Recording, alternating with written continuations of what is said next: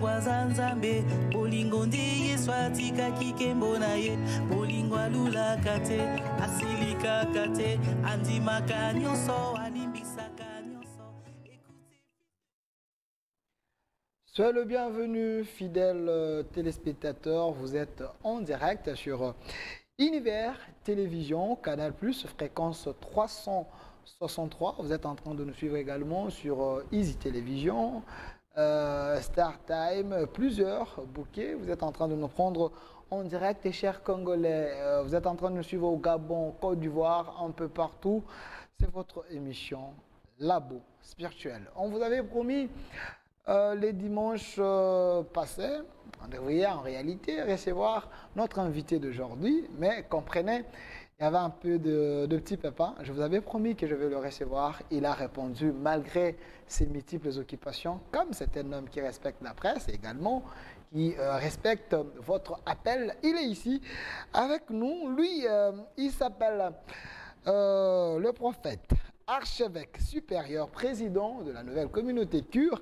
Il est ici avec nous, un homme de Dieu qui suit l'ainsi dit l'Éternel et qui écoute. Il est ici avec nous, l'archevêque supérieur de Dokamba. Soyez le bienvenu.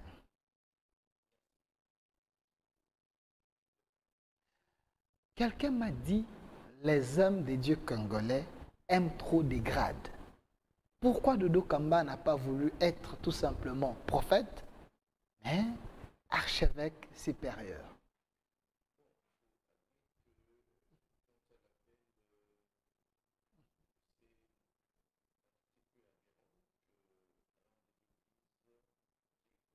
Ce soir, j'ai répondu à l'appel. D'abord, l'appel ministériel en tant que prophète, d'abord au départ.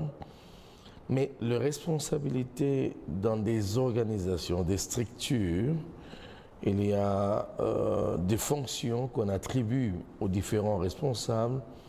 Alors, il s'est fait que dans notre structure, on a opté pour que celui qui soit en train de diriger pendant ce mandat, bien entendu, à la tête des autres archevêques, il soit archevêque supérieur. Tout simplement, c'est par rapport à ses responsabilités. Vous voyez, donc c'est de cette manière que je me retrouve avec ces titres ou ces fonctions qui sont essentiellement attachées à mes responsabilités quant à notre structure confessionnelle. Est-ce que ce n'est pas un peu trop? Parce que il semble que ces titres ajoutent un peu de l'orgueil aux hommes de Dieu, certains titres. Est-ce que c'est votre cas? Je ne pense pas. Pourquoi je vais m'enorgueillir? C'est une responsabilité.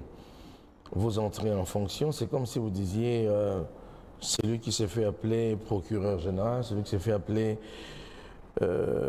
magistrat est orgueilleux ou quoi? Non, ça n'a rien à voir. C'est une responsabilité par rapport à notre discipline. Donc, ce sont des titres de fonction. Et je serai en train de le remplir comme ça. Et je réponds tout simplement à l'appel. D'ailleurs, quand ça s'est fait, je n'étais pas là. Donc, c'est une organisation. Alors, après délibération, ils ont opté que ça soit fait de cette manière-là. J'ai tout simplement répondu à l'appel et à cette responsabilité quant à notre confession. Alors, archevêque supérieur, président de la nouvelle communauté Cure, avec vous, on vous a convoqué sur ces plateaux par le public, parce que les gens voulaient à ce que vous puissiez parler. On nous a donné un thème, un sujet important. Quel est l'apport des vrais chrétiens doivent nécessairement apporter un plus, une valeur ajoutée, parce que ces gens sont encadrés par vous. Mais il y a un constat de plusieurs chrétiens et païens qui pensent qu'une fois ces gens dans les affaires, ils ne reflètent pas l'image des enseignements que vous les avez octroyés. Aujourd'hui, vous êtes archevêque président. Quelle est votre analyse d'abord de l'État congolais? Ça devient plusieurs questions à la fois. Il faudrait parler de l'analyse de l'État congolais. Et moi, je pense que l'État congolais, dans ses perspectives et, disais-je, les responsabilités actuelles de l'État, je crois que les choses vont bon train, il faut l'admettre, mais il y a encore beaucoup à faire. Ce qui signifie que l'apport de tout Congolais s'avère être non seulement indispensable, mais nécessaire et important. Et pour parachever ce que j'étais en train de dire tout à l'heure quant à mes responsabilités, j'aimerais rajouter un élément qu'au départ, on n'aura jamais meilleur titre, meilleure fonction meilleur titre que celui d'enfant de Dieu. Je suis d'abord chrétien, c'est ce qui importe, c'est-à-dire m'appeler frère Dodo ou quoi, ça ne me dérangera pas. Donc ça revient au même, on est d'abord enfant de Dieu au départ, et le fait de l'être nous interpelle par rapport à notre apport dans la société et dans notre pays de surcroît.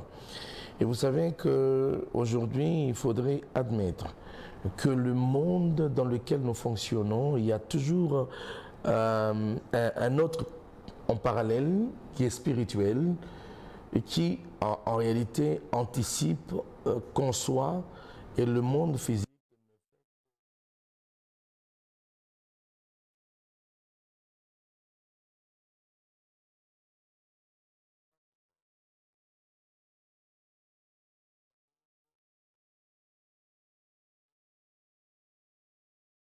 Tout se conçoit d'abord. Et quand vous entendez Salomon vous dire dans Proverbe que ne te vante pas du lendemain car tu ne sais pas ce qu'un jour peut enfanter. Ne te vante pas du lendemain car tu ne sais pas ce qu'un jour peut enfanter. C'est-à-dire, si le jour enfante, c'est la nuit qui conçoit. Okay. C'est dans la nuit où il y a la spiritualité qui conçoit les choses, et le jour, ce n'est que les conséquences de ça. Dans les labos, c'est la nuit. Tout à fait, ce que je voulais dire. En fait, vous retrouvez votre émission.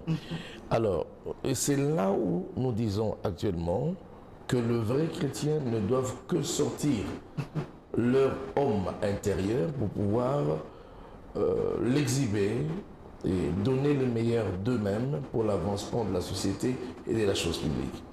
Malheureusement, il y a des gens qui conçoivent mal leur vie de foi. Okay. Il y en a qui carrément sont focalisés sur le ciel et tout ça, alors qu'ils ne savent pas que sur terre nous avons des devoirs à remplir. Alors si on ne comprend pas les choses de cette manière, on sera en train d'exister pour subir, mais on ne sera pas en train de vivre pour agir et être en action. Exister pour subir. Voilà. C'est fort ça. C'est là où je dis, parce que la conception même de l'Église, j'aimerais que tous ceux qui me suivent comprennent. Okay. La conception même de l'Église c'est un lieu de la préparation. C'est un lieu de la préparation. C'est-à-dire, vous verrez, par exemple, le Seigneur, le concept vient de ce regroupement que le Seigneur a eu au début. Je parle du Seigneur Jésus-Christ. Il a eu 12 disciples avec lui, n'est-ce pas? Il les a gardés pendant 3 ans durant. Il était en train de le préparer et de le former à telle enseigne que 3 ans après, ces 12 étaient en mesure d'influencer les mondes. Si l'évangile nous est parvenu, ce n'est pas parce que Jésus a quitté Israël pour venir au Congo prêcher. Mais ce sont les 12 qui étaient restés, qui se sont montrés efficaces et dynamiques. Ils ont imprimé tout ce qu'ils avaient reçu du Seigneur. Ils ont impacté leur génération, leur époque, et même les générations qui ont suivi. Aujourd'hui, le salut est reçu. Et nous sommes aujourd'hui basés sur le fondement des apôtres et des prophètes. Et cela est venu d'un travail qui a pris 3 ans seulement du Seigneur. Si vous êtes à l'église, autant d'années que vous faites, vous devez être préparé à quelque chose. Si l'église ne prépare pas les gens, si l'église ne travaille pas les gens qui doivent devenir des répondants de la société, il y aura un problème.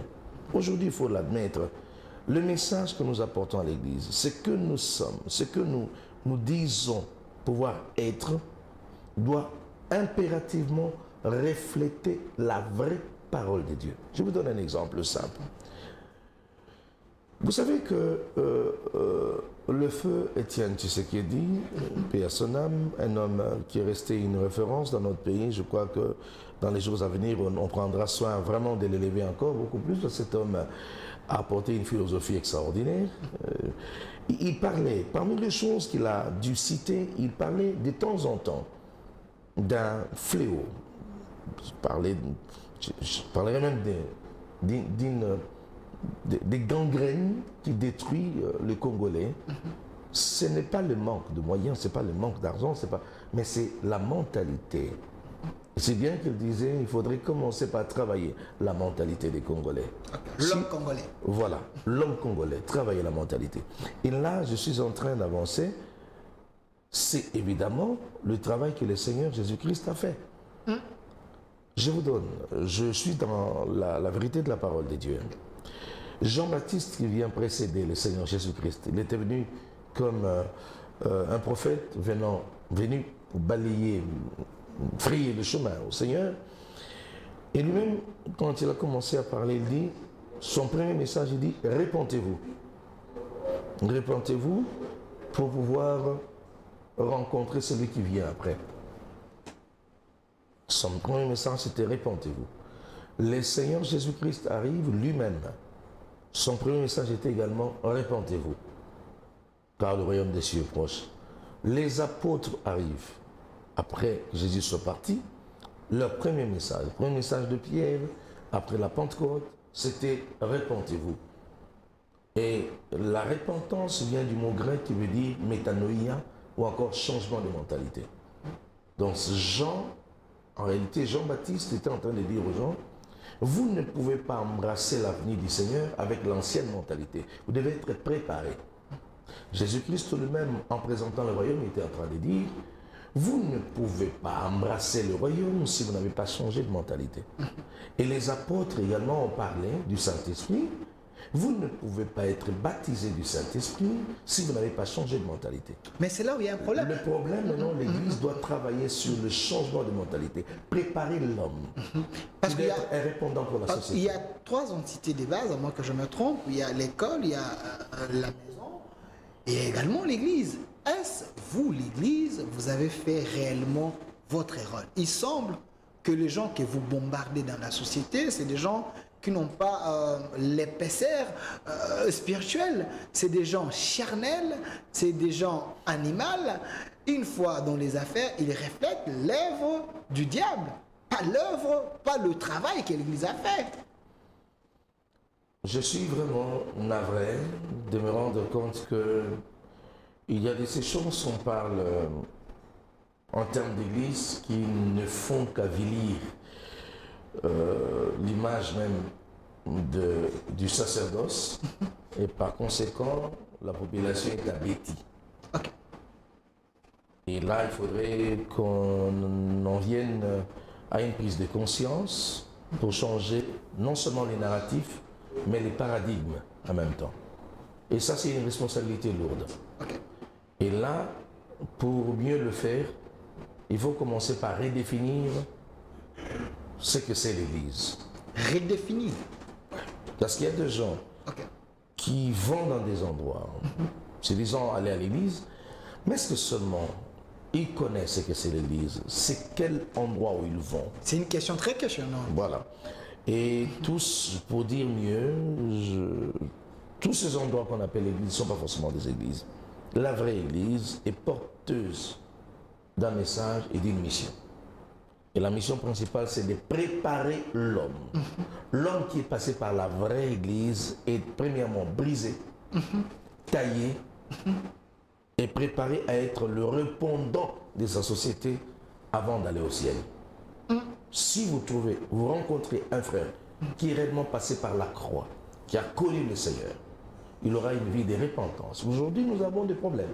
Parfois, certains pasteurs qui banalisent la consécration, leur relation avec Dieu, où on autorise des choses inacceptables. Christ est venu d'abord pour ôter le péché du monde. Et Et c'est dans la famille de péché qu'on trouve toutes ces choses qui détruisent la vie d'un homme. Alors, celui qui est dans la vraie Église, on lui parlera premièrement de la repentance, de changement radical de sa vie. Il faudrait qu'il soit changé à une autre personne. Je me souviens encore de l'apôtre Paul qui disait, si je vis maintenant, ce n'est plus moi qui vis, c'est Christ qui vit en moi. C'est-à-dire, celui qui est passé par l'Église doit être changé formellement. Transformé. D'ailleurs, je parlerai de la métamorphose. Ok.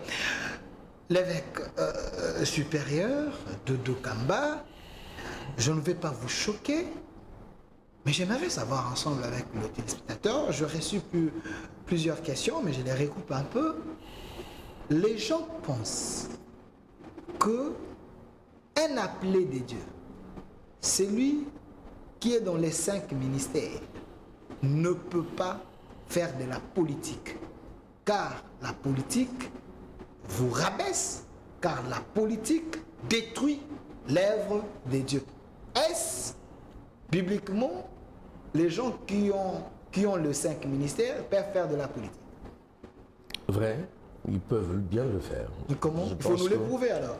Non, mais écoutez, d'abord l'Église elle-même, c'est un travail politique. L'Église elle-même, c'est une responsabilité politique à un niveau très élevé.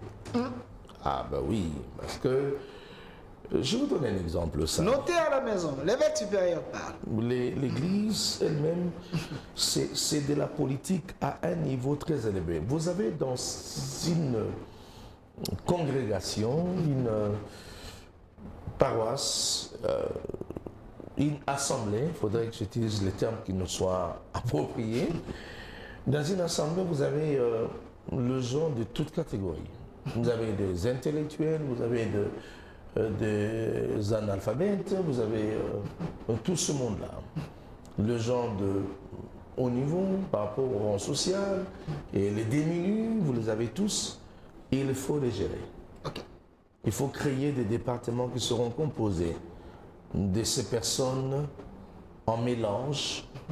Il faut réussir à atteindre une homogénéité, ne serait-ce qu'à la mesure du possible, qui vous donne un corps. Il faudrait réussir à sortir une corporation qui partira même dans le sens de votre corporation, dans votre dénomination, c'est-à-dire quand vous dites l'Église, sacerdoce royal, vous tous vous êtes sacerdoce royal. Le grand, le petit, le fort, le faible, le riche, le pauvre, l'intelligent et le moins intelligent, tous sont ensemble. Et vous leur donnez nous parlons des enseignements et des prédications, mais les politiques parleront des meetings. Okay. Vous avez les meetings chaque dimanche. Et vous les avez encore pendant la semaine. Et tout ça, c'est pour les amener à une compréhension des choses, à une conduite, à une harmonisation de pensée et des vues.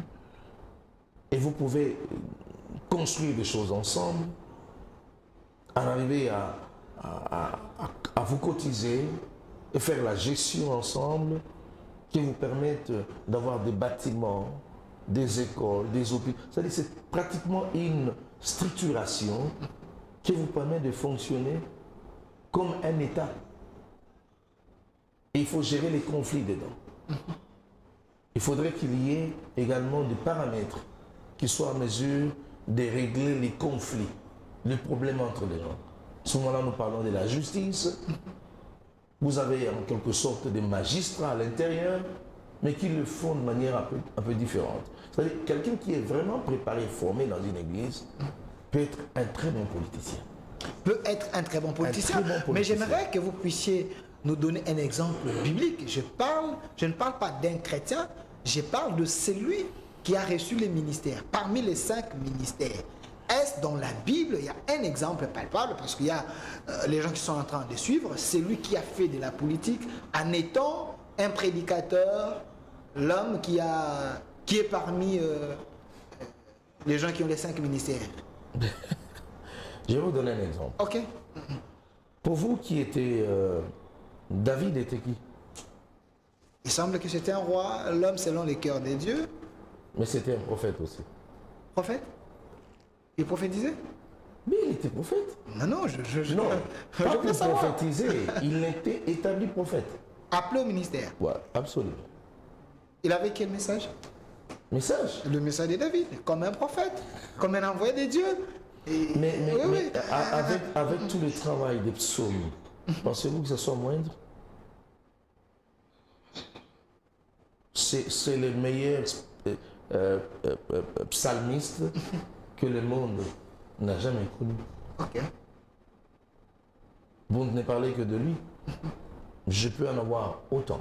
Est-ce que la politique ne suit pas les hommes de Dieu? Est-ce que la politique ne désoriente pas les appelés de Dieu? Ça dépend, ça dépend de la définition également, où il faudrait reconfigurer la politique ou redéfinir la politique.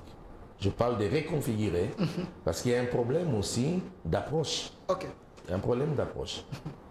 Je ne veux pas que nous puissions aller trop loin du sujet, c'est important, parce que le sujet d'aujourd'hui, c'est quel est l'apport de vrais chrétiens dans la gestion Bien dit. de l'État. Mais parce que nous parlons des appelés des hommes de Dieu, il semble qu'aujourd'hui, les hommes de Dieu sont à la merci des politiques, au profit des billets verts. Vous changez de prophétie, votre enseignement, même le sacré. Hein, même à la chair, si un politicien vient dans votre église, vous pouvez même lui laisser les sacerdoces. Et ça dérange un peu les chrétiens. C'est là où j'ai dit, ça dépend de ce que vous appelez église et homme de Dieu aussi. Il y a à manger, à boire là-dessus aussi. C'est beaucoup trop de choses. Un homme de Dieu, c'est un homme de conscience. D'abord, en tant qu'enfant de Dieu au départ, et puis en tant que responsable ecclésiastique, clergé de surcroît, il y a d'abord ce qu'on appelle au départ le sens des responsabilités. Okay. Il y a de ces choses qu'il ne peut pas se permettre. Mais rien que pour le rang qu'il occupe et ses responsabilités en tant que père. Déjà, il y a de ces choses où un vrai homme de Dieu ne peut pas se rabaisser devant un politique jusqu'à, excusez-moi, lécher ses bottes, comme vous dites, et tout ça. Ça ne peut pas se faire. Au profit des billets verts, c'est plus clair. Non, mais les gens qui le font sont des gens qui ont mal défini peut-être l'Église et la politique. Là, il faudrait encore redéfinir, parce que j'ai parlé de la réconciliation et la redéfinition. Alors, il faut de la faire des politique. séminaires pour enseigner les hommes de Dieu. Donc, j'ai l'impression qu'il y a de moins responsables alors. La politique elle-même, c'est l'art de gérer, comme les communs des mortels les disent. Mais je pense simplement que la politique, c'est pour moi une intelligence à appliquer pour réussir l'harmonisation d'un peuple. Je suis bien en train de peser mes mots. Okay. Il y a une différence entre un politique et un technocrate. Parce que pour moi, un technocrate, un homme expert, ne peut pas forcément faire la politique. Un technocrate applique l'intelligence, l'intellect pour avancer. Avec le technocrate, il n'y a pas de perte. Il faut forcément gagner. Il faut forcément multiplier les chiffres. Il faut aller. Et là, il n'y a pas de cœur. Voilà pourquoi le politique est au-dessus du technocrate. Parce qu'avec le politique, c'est le cœur. Là, c'est la sagesse qui prend les dessus. Il faut faire de votre mieux pour que l'harmonie règne au milieu des gens. Même là où il y a des intérêts à générer, à gagner, vous pouvez les mettre de côté. Question de rassembler les gens, que le peuple se retrouve. Il y a de ces choses que vous pouvez ralentir et mettre de côté au profit de la paix et de l'harmonie. Et vous verrez par exemple le chef de l'État en train de souffrir de toutes ces insultes, de tout ce qu'on peut dire de la part du monde. Pourquoi le gouvernement tarde? Parce qu'au fait, il veut en arriver à un résultat qui apaise tout le monde. Et à ce moment-là, on encaisse le coup, mais on utilise la sagesse. On perd aussi en termes de chiffres, quelquefois. On peut le démontrer que, ben voilà, en termes de chiffres, il y a eu beaucoup trop de pertes dans X et Y. Et quand les gens gèrent les affaires courantes, il y a beaucoup de choses qu'il faudrait... il y a des dangers qui courent, au fait d'ailleurs tout cela, parce qu'on ne sait pas très bien voir la bonne foi et la bonne gestion de la part de ceux qui partent. Il y a beaucoup trop de choses qui sont autour.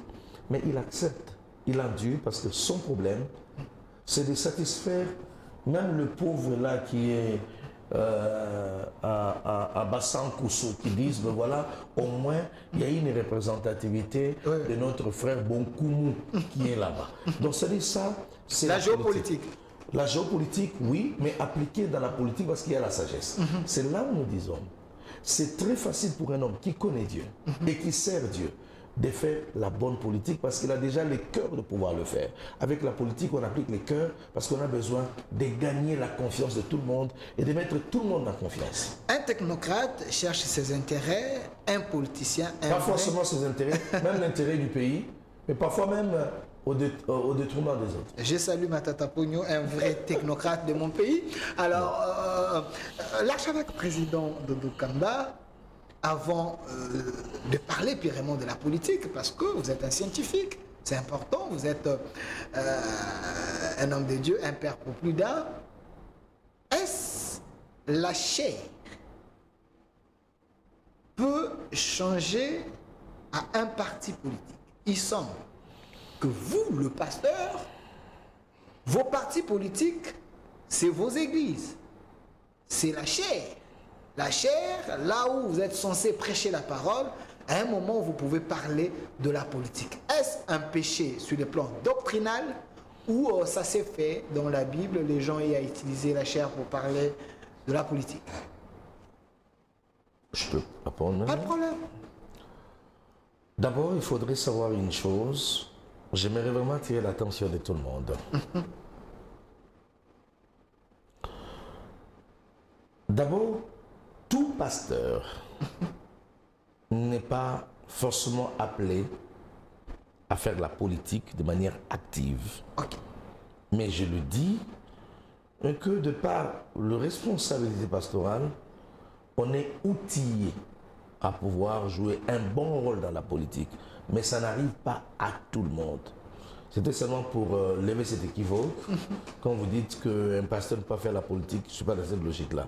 Un pasteur je fais que poser la question des téléspectateurs. Est outillé, préparé dans ça. Mais tout le pasteur, parce que d'abord le travail pastoral, c'est un très grand travail. C'est pas très facile hein, qu'un pasteur combine les deux. Donc c'est pas très facile. Mais c'est lui qui est appelé à le faire. Vous verrez que Dieu lui rendra la tâche aussi facile de pouvoir y parvenir. Mais dans notre temps, j'aimerais souligner quand même quelques points. Lorsque vous êtes à l'église, prêchez la parole de Dieu, annoncez la parole de Dieu, vous ne pouvez pas donner une coloration politique. Parce que la politique a des exigences, des appartenances et qui peuvent causer préjudice à la confiance de certaines personnes qui seront là au milieu de vous. Il y a de ces gens qui sont là à l'église. Il vous dit, moi je suis péperdé, vous montez, vous descendez, je ne... Alors quand vous mettez du haut de la chair, vous pouvez leur parler, vous tenez compte de votre position politique, et curieusement, votre position politique va dans la tendance de l'union sacrée, vous fustigez quelques personnes, déjà il y a de ces personnes qui vont se sentir en confiance. Ça, il faudrait savoir faire la part des choses. Par contre, je souhaiterais à ce que tout le messager de la parole de Dieu soit en train d'appliquer également du civisme dans leur message et le patriotisme. Du civisme et le patriotisme. Comme c'est qu'Ambongo fait? Ben, tout à fait, mais de la bonne façon. Okay. Parce que la Bible elle-même est constituée de tous ces éléments. Quand vous parlez de la bonne façon, vous voulez dire quoi? Archevêque supérieur. Quand vous parlez de la bonne façon, vous voulez dire quoi? C'est-à-dire en tant que clergé, en tant qu'évêque, vous ne pouvez pas vous livrer à des qualifications, mais vous avancez des argumentaires que vous trouvez être constructifs pour pouvoir aider, souffler, ne serait-ce qu'à l'oreille des dirigeants et de certaines personnes et du peuple de pouvoir aimer leur pays. Moi, je parle ici du civisme. Quand je parle du civisme, c'est-à-dire, c'est une notion de faire connaître à nos fidèles le cas de leur pays, l'histoire de son pays. Je parle de nos fidèles, l'histoire de leur pays. Nous leur parlons de l'histoire de leur pays, nous leur parlons et même des prophéties qui ont été données pour leur pays. Et ça, c'est pour susciter en eux un peu de patriotisme qui soit constructif dans tout ce qui s'est fait dans le pays. Je te donne un exemple. Je te donne un exemple. Moi, j'ai suivi un message d'un pasteur rwandais qui prêchait chez eux là-bas. Il disait, vous devez savoir que Dieu nous a donné la partie là qui est en RDC, Massissi, c'est à nous. Et sachez que nous sommes comme les enfants d'Israël, nous allons hériter ça un jour. Et il parle de ça comme quoi qu'ils étaient eux Israël et qu'ils allaient nous chasser, nous les Cananéens, pour venir prendre Massissi et prendre une bonne partie. C'est-à-dire, au fait, il est en train de passer un message et qui pousse ces gens, leurs fidèles, à pouvoir avoir une aperçu, une façon de voir les choses. Et ça suscite en eux l'envie même de pouvoir aller envahir le Congo comme ça s'est fait. Mais pourquoi nous n'enseignons pas dans nos églises les amis du pays, les ennemis du pays que nous devons connaître pour pouvoir prier, non seulement prier, mais poser des actes pour pouvoir conserver les biens de notre pays et toutes ces choses. Israël n'a fait que ça pendant toutes ces années. On prêchait, on parlait de Dieu, on parlait de leur terre. Vous pouvez avoir raison, archevêque supérieur, mais il y a un problème.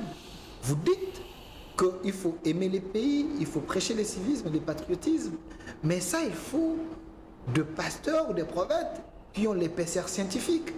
Vous avez, je ne vais pas vous choquer, vous avez des pasteurs moins intelligents, des pasteurs. Il s'est réveillé le matin et dit « Je suis devenu pasteur ». Il ne connaît même pas l'histoire du pays. Il a du mal même à lire la Bible. Celui-là, c'est une bombe pour la nation. Mais vous lui laissez la chair. C'est compliqué. Moi, je pense que l'intelligence, ça dépend de ce que... de comment vous définissez l'intelligence. Moi, je pense que l'intelligence, c'est pas le fait de parler un bon français ou d'analyser de mais faits. Connaître quand même l'histoire du pays. Ça ne demande pas les spirituels. Ça va, oui. C'est là où je veux en venir. C'est là où je veux en venir, papa. Ça dépend. Les pasteurs que vous voyez là, il y en a qui sont très intelligents. Mais croyez-moi, ils ne pourront donner les choses qu'à la limite de leur connaissance. La connaissance s'acquiert, la connaissance, on peut la conquérir. Ça, c'est une manière de faire les choses. Voilà pourquoi des structures, des organisations comme nous, dans notre confession, nous avons opté pour des forums qui permettront aux pasteurs de pouvoir acquérir un certain nombre de connaissances. Le recyclage. Peut-être pas recyclage, mais renforcement des capacités, par exemple, ou encore de mise à niveau de certaines personnes pour pouvoir leur permettre de pouvoir connaître la situation de leur pays et les prophéties qui ont été données par rapport à notre nation. Même l'historique de l'évangile dans notre pays, comment c'est venu, parce qu'il y a toujours un problème de compréhension d'autres personnes. Qui est le premier, le mouvement était venu comment, ainsi de suite. Tout ça, ce sont des éléments qui s'ajoutent, mais nous fournissons un effort. Hein. Et moi, je n'aimerais pas qu'on dise que les pasteurs ne sont pas... Il y en a qui sont peut-être à la limite de leur connaissance, mais il y a de ces choses qui s'ajoutent. Mais ils peuvent... Il y en a qui vous protégez trop les pasteurs, hein, vous les protégez un peu trop... archevêque supérieur, il y a un pasteur qui a dit, vous voyez la sœur Élisée là, ça demande pas quand même les spirituels. Ça c'est un problème sérieux. Alors, parce que vous êtes l'étoile, plusieurs personnes vous voient comme un repère, un modèle. Parlons un peu de la politique, parce que le sujet parle aussi de la politique. Quel est l'apport des vrais chrétiens dans la gestion des l'État? Récemment, il y a eu la nomination de ministres, parlant de l'union sacrée, c'est important, parce que vous, les hommes de l'Église, la Bible vous recommande de prier pour le chef de l'État. Il semble qu'il est dans des pétrins, selon plusieurs Congolais. L'union sacrée les bloque, la gestion des ambitions. Du moment que les gens que vous gérez dans l'église, c'est le peuple en général. La souffrance est atroce. Qu'est-ce qu'il faut faire? Ces gouvernements sous-minois, quels sont les axes prioritaires que vous, les hommes de Dieu, vous pouvez leur demander accélérer? Je vais être direct cette fois-ci, pour les gens qui me suivent. Je me souviens que Salomon a dirigé Israël, il n'avait que 12 préfets avec lui. Il a régné pendant autant d'années, 40 ans. Il n'a pas eu de conflits directs avec ses voisins, parce que Salomon avait demandé à Dieu 2 choses. Il a dit au Seigneur de lui donner l'intelligence et la sagesse. Le vrai chrétien, quelles que soient ses fonctions et ses responsabilités, il faudrait qu'il soit habité par ces 2 éléments, ces 2 choses. L'intelligence et la sagesse. Mais avec l'intelligence et la sagesse, comme je le dis, l'intelligence est pour moi une capacité qui permet à l'homme de développer son environnement. Vous ne pouvez pas dire que vous êtes intelligent si vous ne savez pas développer votre environnement ni l'avancer. C'est là où transformer, avancer votre environnement. C'est là où on fait appel aux experts et aux technocrates. Mais l'intelligence soi-même ne doit pas être au-dessus. Il faut qu'il y ait la sagesse qui prime. C'est là où j'ai dit, la sagesse vient comme chapeauter l'intelligence, parce que la sagesse vient avec le cœur. C'est-à-dire quand l'intelligent cherche à maximiser, à capitaliser, à gagner, la sagesse vient avec des pertes. On perd, on souffre un peu dans les cœurs, mais on gagne en harmonie. C'est-à-dire, on ne court pas derrière les intérêts égoïstes et égocentriques, mais on cherche les intérêts de tout le monde. Je ne suis pas obligé d'être forcément là pour que je me sente complètement dans la joie, mais je peux laisser cette place-là à quelqu'un d'autre. L'essentiel, si c'est la voie pour créer l'harmonie et la paix, autant laisser les autres prendre votre place. Aujourd'hui, tous les chrétiens qui peuvent me suivre, parfois nous ne faisons pas face, nous ne faisons pas, excusez-moi, preuve de notre chrétienneté. Quand je dis chrétien, la première fois qu'on appelait les disciples de Jésus chrétiens, c'était en Antioche. Je suis dans Acte 11 et c'était le jour du monde qui ont appelé les disciples de Jésus chrétiens. Chrétien veut dire comme Christ. On a vu en eux les éléments qu'on trouvait en Christ. C'est-à-dire, si nous sommes réellement chrétiens, il faut qu'on trouve en nous les éléments qui étaient en Jésus-Christ. Jésus-Christ sur la croix, il n'est pas allé avec l'intelligence. À la croix, il est allé avec la sagesse. Il a perdu sa vie. Il a perdu sa place. Il a été humilié, flagellé. On s'est moqué de lui. Il s'est livré en rançon. Mais c'est après sa mort que la Bible dit Dieu l'a souverainement élevé et lui a donné le nom qui est au-dessus de tout nom. Quand les chrétiens vont faire la politique, vont dans des entreprises, vont au ministère, dans des partis politiques, vous devez chercher les intérêts communs, des choses qui vous avancent. Ne cherchez pas à ce que ce soit forcément vous. Quand vous dites c'est seulement moi, et tout le monde dit moi, finalement, on ne saura pas voir qui est le vrai chrétien. Un vrai chrétien ne se précipite pas de position, ne se dispute pas de position. À un certain moment, quand vous trouvez qu'il y a de ceux-là qui veulent forcément prendre le dessus, prendre le devant, être au devant de la scène, et prenez vos reculs à la mesure de possible, mais vous pouvez servir votre nation de plusieurs manières, pas forcément en étant ministre, pas forcément en étant tel. Ça aussi, c'est un élément. C'est-à-dire avec le cœur de trouver l'harmonie. Si dans l'union sacrée, il y a beaucoup de chrétiens, je leur demande à eux de faire preuve de maturité qui cherchent à gagner l'harmonie, que tous ne cherchent toujours pas à se retrouver quelque part. Ils peuvent avancer les choses. Et en plus de cela, j'aimerais dire un autre élément, en fait, avancer un autre argument. C'est par rapport à la justice qui habite nos cœurs pour pouvoir trancher les choses correctement. Vous savez, notre pays, pour qu'il décolle, il faudrait que la justice soit à sa place. C'est là où il y a un problème, je vous relance. Et les personnes qui peuvent vraiment imprimer la vraie marque de la justice, ce sont les chrétiens. C'est là où il y a le voilà. problème. La gestion des ambitions de l'Union sacrée, aujourd'hui, il semble qu'il y a des mécontents, les gens qui vont bloquer les chefs, parce que, si vous voyez ce qui se passe au Parlement, c'est un peu compliqué. Les opposants reprochent le président de la République, qui est votre enfant comme chrétien, parce que vous êtes le père des églises. Il est un peu large, il laisse trop les gens détourner, on parle des millions, ainsi de suite. Quand les gens, une fois ils sont en prison, c'est comme c'était un congé politique, 2 mois, 4 mois, 6 mois, vous allez le voir dehors. Vous, comme père, ça vous fait quoi quand les opposants attaquent un chrétien qui est au sommet de l'État de cette manière?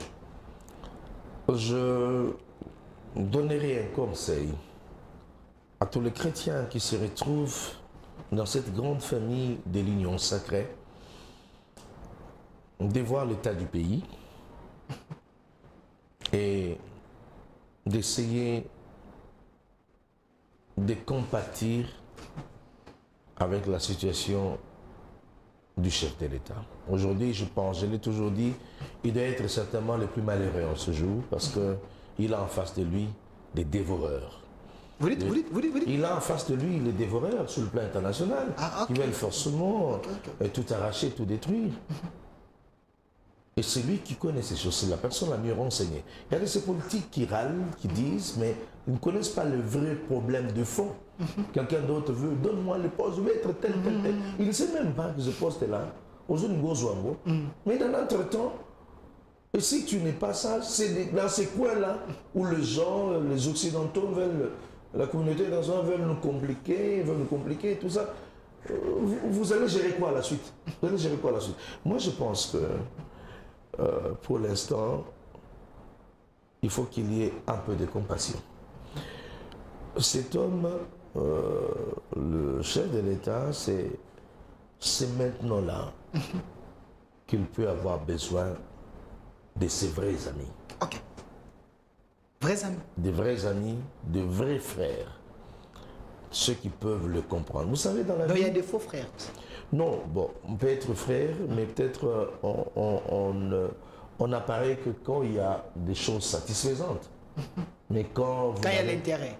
Oui, c'est-à-dire les intérêts. Quand vous n'avez pas d'intérêt, du coup, vous vous révélez insurrectionnel. Et là, je dis, s'il te plaît, Ok. je le dis, parce que en ce moment aussi, il faut qu'il y ait des gens qui sachent dire, je ne suis pas forcément obligé d'être à ses côtés avec telle ou telle responsabilité pour les soutenir. Mais je peux être loin. Je peux ne pas avoir un poste autour de lui, mais je le porte. Ok. Je pense que ce genre d'attitude pourra peut-être beaucoup lui faciliter. Je pense. L'archevêque supérieur, quelqu'un m'a dit, il connaît comment vous aimez ces pays, comment vous aimez les chefs de l'État, comment vous priez pour lui. Une question un peu de curiosité. Il nous reste des minutes, on va terminer. Une question de curiosité. Récemment, il y a le président du Kenya, Ruto, qui a fait une déclaration qui a dérangé un peu certains Congolais. Il y avait une réunion de l'EAC et le Congo n'a pas pris part. Les gens pensent que c'était une bonne décision de la part de notre gouvernement parce que ses amis et ces gens de l'EAC ne nous considèrent pas. Pensez-vous que ces gens de l'EAC, c'est des hypocrites. Et la RDC doit garder sa position parce que ces gens, il semble qu'ils complotent avec le Rwanda. Vous, comme l'homme de l'Église, vous conseillerez le chef de l'État à rester dans sa position ou soit à faire le mea culpa? Moi, je pense qu'en ce moment, le chef de l'État, c'est un homme qui ne prend pas de décisions à la hâte, du moins de ce que je connais de lui. Il prend tout son temps d'analyse. Il a une chose qui marche avec lui, c'est la dernière voix qui vient du fond de son cœur, qu'il a toujours considérée, parce que Dieu lui parle comme ça. Je pense que au dernier résultat de toutes ces analyses, il faudrait qu'il écoute la voix qui vient du fond de son cœur. Et je pense que ce serait comme ça qu'il faudrait à un certain moment trancher pour pouvoir avancer les choses. Il faut admettre qu'actuellement, il y a beaucoup de choses qui entrent en jeu. Et, je l'ai dit aux Congolais, il faut qu'on prie beaucoup pour le chef de l'État, qu'on prie beaucoup pour le pays. Parce qu'il fait face à des personnes que lui connaît aujourd'hui, qui sont en train de chercher à déchirer notre pays. Et il ne faudrait pas qu'on l'embarrasse encore avec d'autres choses, mais les vrais chrétiens doivent prier pour lui. Et pour l'instant, la décision à prendre, il y a des analystes, il y a des gens qui font des études là-dessus. Mais moi, je pense qu'à la fin des comptes, ce serait la voix de la sagesse qui viendra du fond de son cœur, qui va prôner. Mais là où on ne nous aime pas, on n'a pas besoin de faire le faux semblant. Alors, regardez la caméra. Qu'avez-vous envie de dire que vous n'avez pas dit dans cette émission? C'est votre mot de la fin. Aimons-nous les uns les autres. Aimons notre pays. Et que le chrétien s'élève en âme et conscience pour barrer la route aux ennemis de Dieu et aux ennemis de notre pays. Que tout chrétien se prépare à pouvoir donner le meilleur de lui-même pour l'avancement de notre pays. C'est possible. C'est possible. Nous allons y arriver. Que Dieu vous bénisse. Merci, l'archevêque supérieur, président de la nouvelle communauté, Cure Dodo Kamba. Merci d'avoir répondu à notre invitation. Merci, monsieur Delphin. Merci également à vous, l'équipe qui m'a accompagné. La thématique d'aujourd'hui, vous avez compris, l'homme de Dieu a parlé de l'Église, il a aussi parlé de la politique, parce qu'il faut aussi avoir l'épaisseur scientifique pour essayer un peu d'aborder ces sujets, surtout l'homme de l'Église.